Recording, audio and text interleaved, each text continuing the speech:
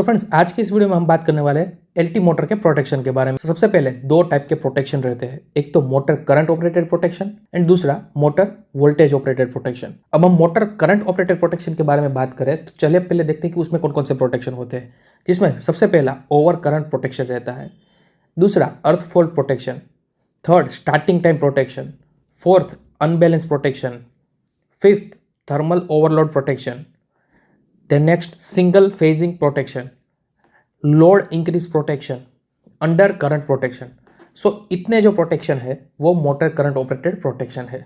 अब बात करते हैं वोल्टेज ऑपरेटेड प्रोटेक्शन। तो उसमें सबसे पहले आएगा अंडर वोल्टेज प्रोटेक्शन एंड दूसरा आएगा ओवर वोल्टेज प्रोटेक्शन। तो ये दो जो है वो वोल्टेज ऑपरेटेड प्रोटेक्शन है। अब one by one in depth समझते हैं कि क्या हर एक प्रोटेक्शन क्यों होता है और कैसे वर्क करता है उसके बारे में। सबसे पहले ओवर करंट प्रोटेक्शन के बारे में बात करते हैं। ओवर करंट प्रोटेक्शन जो है वो मोटर में इसीलिए लिया रहता है क्योंकि बाई चांस सपोज ये जो आपका इंडक्शन मोटर है वो 37 किलोवाट का मोटर है और उसका फुल लोड करंट जो है वो 63 एम्पियर है।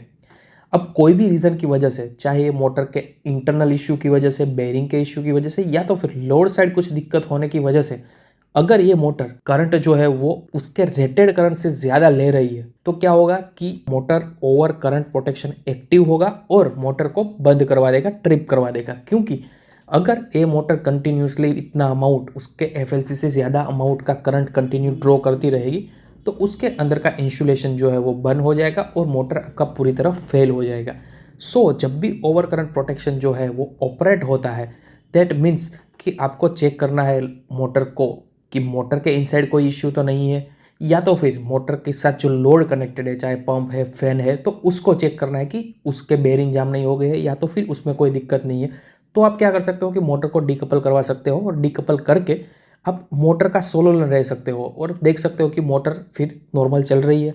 अगर वो ओके है तो फिर हम समझ लेंगे कि भाई ये दिक्कत जो है वो लोड साइड है। और अगर मोटर को आप डीकपल करने के बाद भी मोटर को ऑन करते हो और मोटर करंट ज़्यादा ले रही है और ट्रिप हो रही है, दैट मीन्स कि मोटर के इनसाइड कोई प्रॉब्लम है। अब चलिए नेक्स्ट बात करते हैं अर्थ फॉल्ट प्रोटेक्शन के बारे में।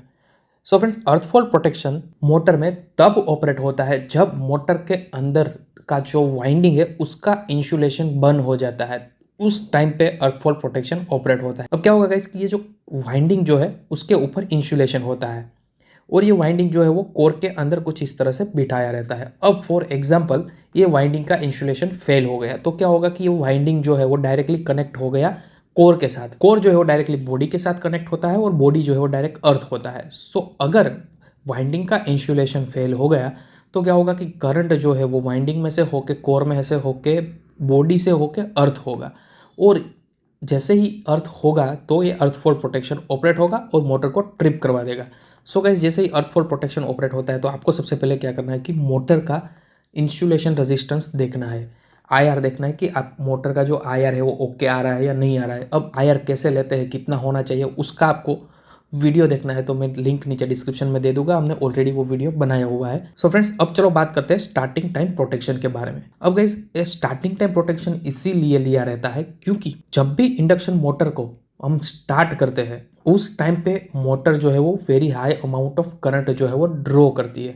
Approximately 6 to 8 times of rated current जो है वो इंडक्शन मोटर स्टार्टिंग में लेती है और वो कितने टाइम तक लेता है, वो अराउंड लेस देन 10 सेकेंड के लिए लेता है। तो अगर by chance motor 6 to 8 times of rated current लिया और वो 10 सेकेंड के अंदर वो करंट जो है वो वापस डाउन नहीं आया, मतलब कि रेटेड करंट से कम करंट नहीं आया, डाउन नहीं आया, दैट मीन्स कि मोटर के इनसाइड कोई प्रॉब्लम है या तो फिर लोड साइड कोई दिक्कत है, इसलिए करंट जो है वो very high amount of current draw हो रहा है। उस टाइम पे हमें स्टार्टिंग में मोटर को ट्रिप करवाना पड़ेगा। तो वो प्रोटेक्शन जो है वो स्टार्टिंग टाइम प्रोटेक्शन प्रोवाइड करती है। तो कुछ इस तरह से स्टार्टिंग टाइम प्रोटेक्शन लिया रहता है। अगर गाइज आपको क्लियरली अंडरस्टैंड हो गया है तो जल्दी से लाइक बटन को प्रेस कर लीजिए, जिससे हमें भी पता चले कि कितने लोगों को ये टॉपिक जो है वो समझ में आ रहा है। और अगर कुछ दिक्कत भी आ रहा है तो भी कमेंट सेक्शन में लिखिए, तो क्या है कि हम भी इंप्रूव कर पाए। नेक्स्ट बात करते हैं अनबैलेंस प्रोटेक्शन के बारे में। गाइज, अनबैलेंस प्रोटेक्शन इसीलिए लिया रहता है कि जो इंडक्शन मोटर को सप्लाई जो मिलता है वो 3 फेज सप्लाई मिलता है, आर, वाई और बी तीनों फेज। और गाइस, जो उसको वोल्टेज जो मिलता है, लाइन वोल्टेज मिलता है, वो 415 वोल्ट मिलता है। अब आइडियली तो क्या होता है कि इंडक्शन मोटर जो है वो जब भी ऑपरेट होता है तो उसके तीनों फेज में करंट जो है वो अप्रोक्सीमेटली सेम फ्लो होगा। मतलब कि सपोज ये 37 किलोवाट का मोटर है और फुल लोड पे भी चल रहा है, तो इसका जो करंट तीनों फेज में से फ्लो होगा वो अराउंड 60 एम्पियर के आसपास रहेगा, तीनों फेज में सेम रहेगा। बट अगर बाई चांस वाइंडिंग में कोई वाइंडिंग में प्रॉब्लम आ गया है कि इंटरटर्न शॉर्ट हो गया है या तो फिर कोई लूज कनेक्शन है, की वजह से क्या होगा कि मोटर जो है वो अनबैलेंस करंट लेना स्टार्ट कर देगा। मतलब कि तीनों फेज में करंट जो है वो सेम फ्लो नहीं होगा, वो डिफरेंस, तीनों फेज का करंट जो है उसमें कुछ डिफरेंस रहेगा।